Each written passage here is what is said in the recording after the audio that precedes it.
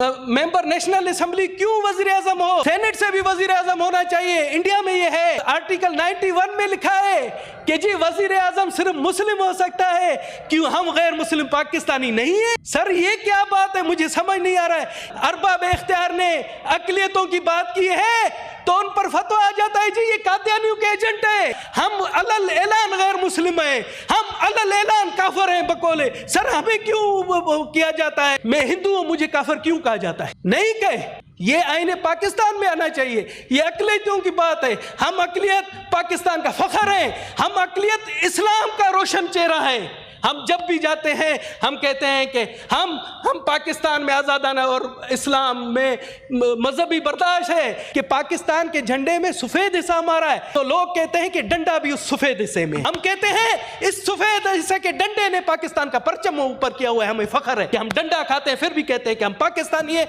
और हमारी पाकिस्तानियत पर किसी को शक नहीं होना चाहिए। कि तरामीम सेनेट में पेश की गई, ये बहुत बड़ा एक इक़दाम था, इसके लिए मैं उनका शुक्रगुजार हूँ।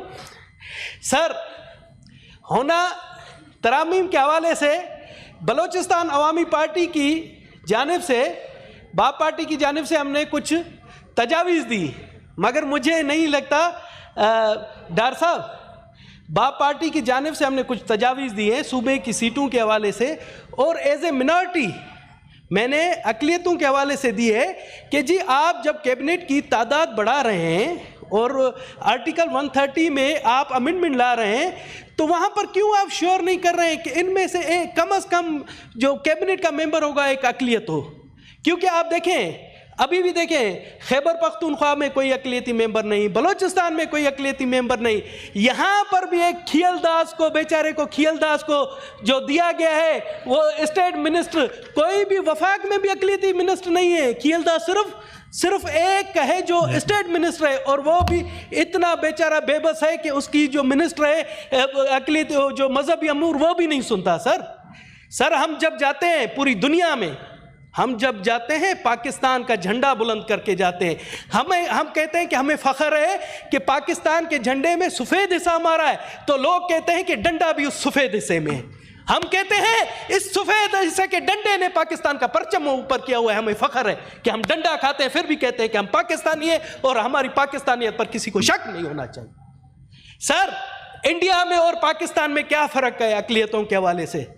ठीक है, यहाँ पर भी कुछ शिकायतें होंगी अकलियतों की, मगर पाकिस्तान की स्टेट अकलियतों के खिलाफ कभी भी नहीं है जिस तरह से इंडिया में वहाँ की स्टेट वहाँ की अकलियतों के खिलाफ है। ये फ़र्क है सर, हमें फ़ख्र है। सर यहाँ पर आप देखें, हम जब बाहर जाते हैं, ये जो आईनी तरामीम हो रही है, सर हमारी खुशनसीबी है कि डार साहब जैसे वसीउल कलब शख्सियत हमारे सेनेटर हैं। सर आपको तो चाहिए कि सेनेट की स्ट्रेंथन के लिए आप लाते कि जी मेंबर नेशनल असेंबली क्यों वजीर आजम हो? सेनेट से भी वजीर आजम होना चाहिए। इंडिया में ये है, बहुत से मुल्कों में है। आपको ये लानी चाहिए तरमीम कि सेनेट से बजट पास होना चाहिए, ताकि हम भी कहें कि ये ऐवान बाला है, मगर वो उस पर भी तवज्जो नहीं दी गई। सर ये बहुत ज़रूरी चीज़ें हैं। अच्छा सर मैं आता हूँ, आर्टिकल 91 में लिखा है कि जी वजीर आजम सिर्फ मुस्लिम हो सकता है, क्यों हम गैर मुस्लिम पाकिस्तानी नहीं है?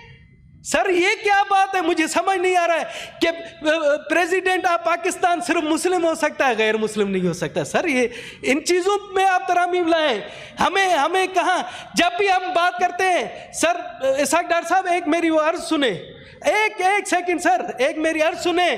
जब भी यहाँ पर अरबाब इख्तियार ने अकलियतों की बात की है तो उन पर फतवा आ जाता है जी ये कादियानियों के एजेंट है।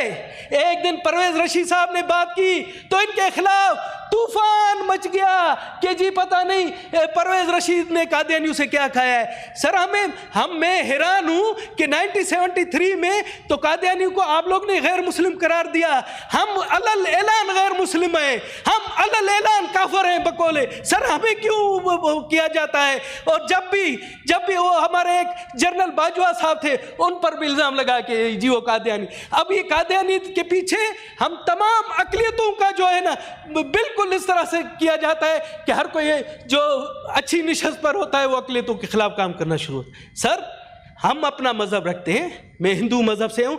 यहाँ पर आदत है जी, नवाज शरीफ के पास मोदी आता है तो कहते हैं कि वो हिंदुओं का एजेंट है, इमरान खान के पास जाते हैं तो वो कहते हैं यहूद निसार का एजेंट है। यार मैं हैरान हूँ कि मज़हबों से क्यों आप उन्हें मिलाते हो।